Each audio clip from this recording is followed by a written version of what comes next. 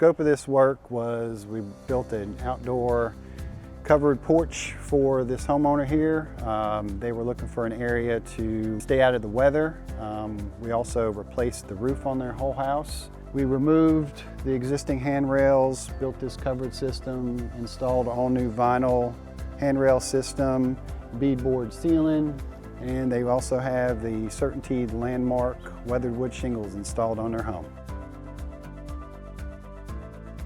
All right, so here we are inside the covered porch area that we built. It's not quite finished yet, but we're about that close. As you can see, they've got all new vinyl handrails, vinyl posts, actually added 2 really cool heaters on here so that during the winter months that they can stay warm out here as they entertain.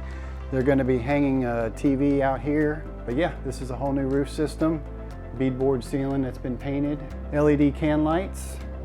But yeah, the homeowners were just basically looking for an area to extend the inside, outside. We came through for them, so if that's something that you as a homeowner are looking for, besides just doing the roofing, an outdoor area, we can take care of it for you. We recommended to the homeowner to use a vinyl railing system. They had a treated railing system before, but as most people know, there's a lot of maintenance and upkeep for that.